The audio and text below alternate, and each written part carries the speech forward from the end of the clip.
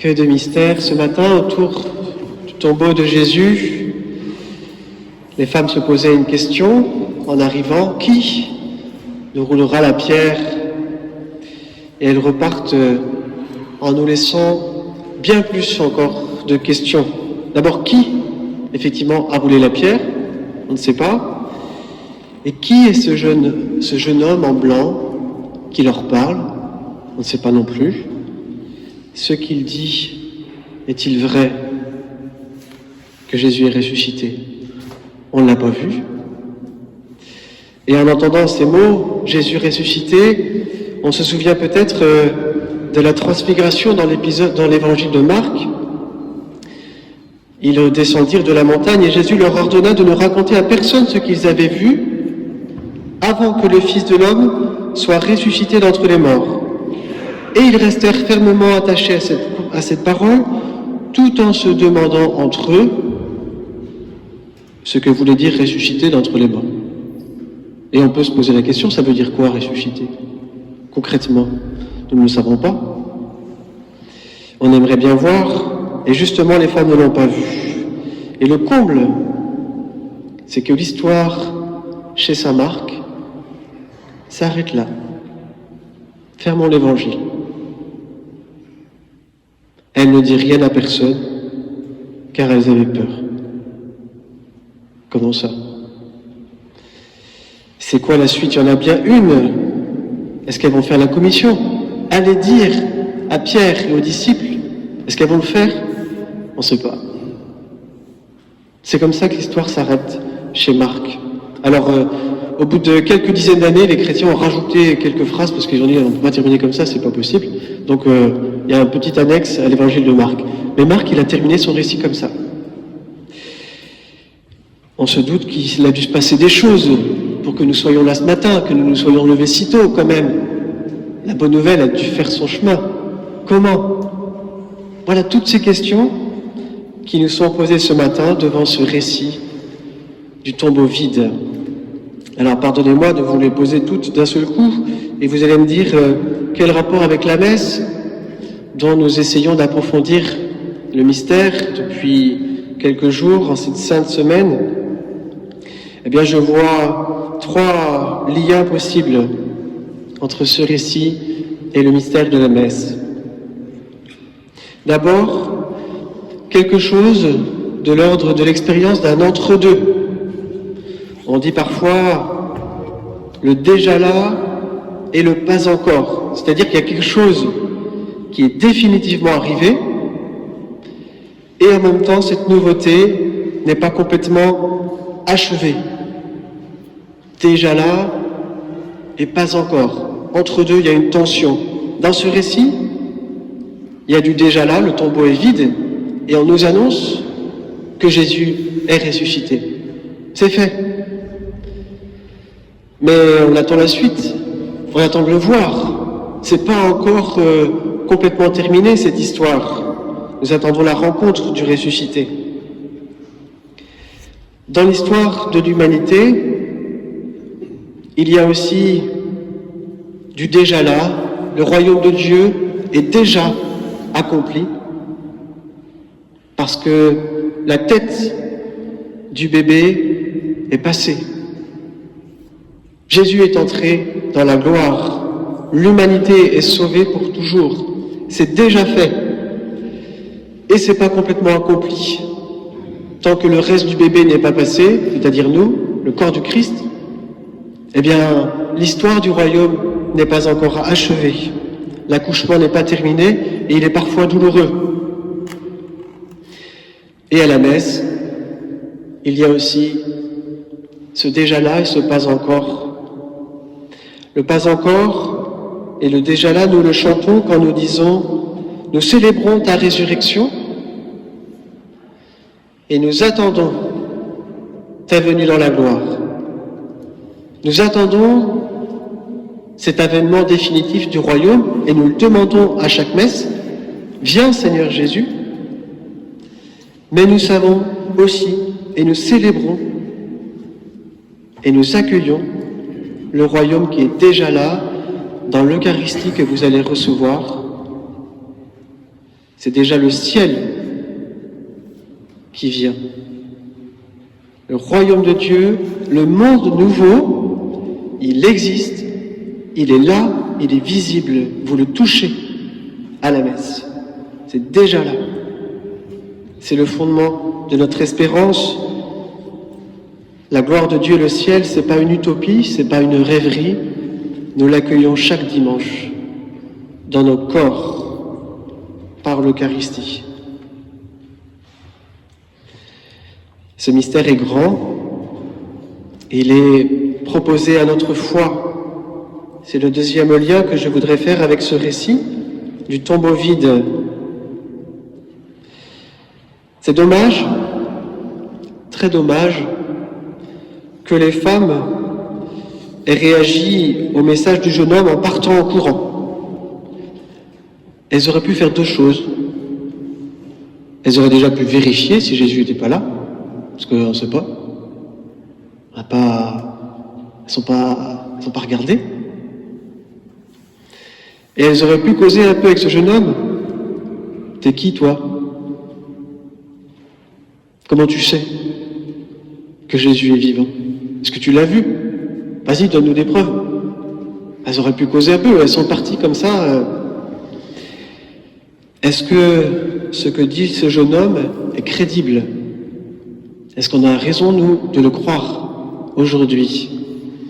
Bien, moi, je vois deux raisons de faire confiance à ce jeune homme, de croire à son message. La première, ce sont ces mots qu'il dit aux femmes. Maintenant, allez dire à ses disciples et à Pierre, il vous précède en Galilée, là vous le verrez, comme il vous l'a dit. Comment sait-il que Jésus leur a dit ça, le soir du jeudi saint?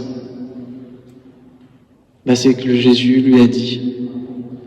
Jésus vivant, lui, il l'a vu, et Jésus lui a dit, écoute, moi je dois y aller, alors si tu vois mes apôtres qui viennent au tombeau, si tu vois des gens qui viennent, tu leur feras la commission, moi je dois partir, mais je te donne le message pour eux. Tu leur diras ce que je leur ai dit jeudi soir, je vous précède en Galilée, c'est là que vous me verrez. Donc oui, je crois que ce jeune homme est crédible, il sait ce que Jésus a dit à ses disciples, et à Pierre en particulier. Parce que Pierre, il a bien besoin d'être recherché, réveillé, parce que là, il a la petite cuillère, Saint-Pierre, depuis son reniement. Donc Jésus, il a cette délicatesse pour Pierre, et il dit à ce jeune homme, à Pierre aussi, tu le diras bien, quand ils viendront. Mais moi, je dois y aller. J'ai des choses à faire. Première raison. La deuxième, qui est peut-être plus discutable, c'est que ce jeune homme, nous-mêmes, nous l'avons déjà rencontré.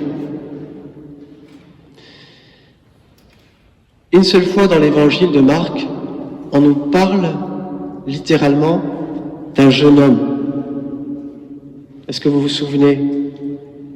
L'évangile de dimanche, lorsque dans le jardin de Gethsémani, Jésus est arrêté.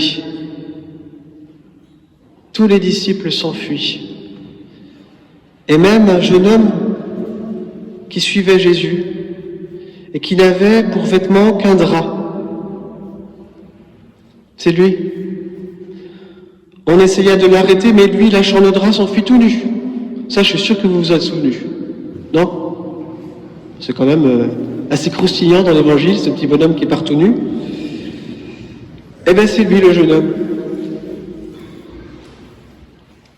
On ne sait pas comment il a suivi la suite de l'histoire, mais il a dû suivre, guetter jusqu'au tombeau.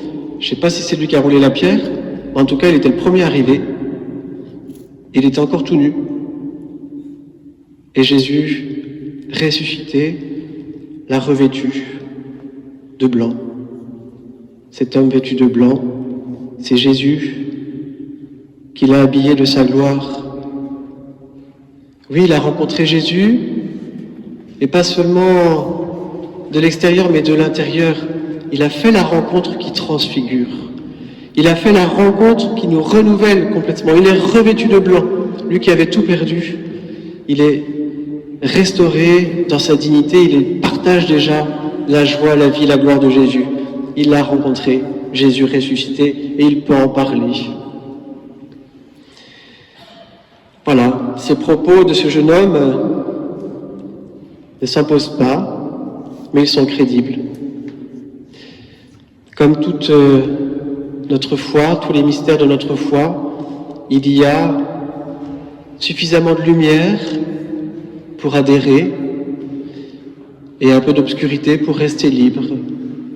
Comme à la messe, Jésus nous donne suffisamment de signes de son amour, de sa crédibilité, pour que nous puissions adhérer à ce mystère de sa présence. Et en même temps, c'est un peu obscur, on peut ne pas adhérer, comme beaucoup de gens ce matin qui ne sont pas là. C'est le mystère de la foi. Un troisième point, si vous me permettez, ça va? Vous êtes réveillés? Bon, c'est le dernier. C'est le devoir de la noce. Les femmes s'enfuirent du tombeau, elles ne dirent rien à personne. C'est terrible. Elles ont entre les mains la bonne nouvelle qui sauve toute l'humanité, qui transforme l'histoire, et elles ne disent rien à personne. C'est grave. Ça devrait passer en boucle sur les réseaux sociaux.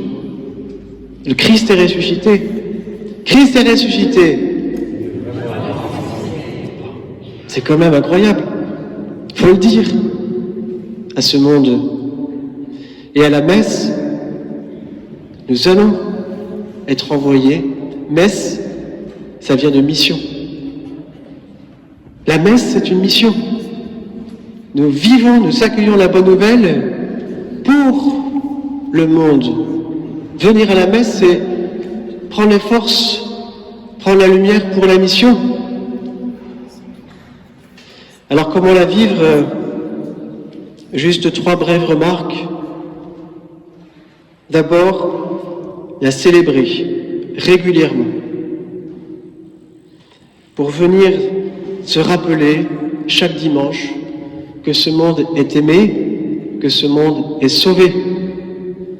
Il faut d'abord en être convaincu dans nos vies pour pouvoir en témoigner. Premièrement, le célébrer régulièrement. Deuxièmement, le célébrer publiquement. C'est un signe dans notre monde, dans notre société, quand des cloches sonnent. Quand des centaines de chrétiens se rassemblent, le monde se dit, qu'est-ce qui se passe?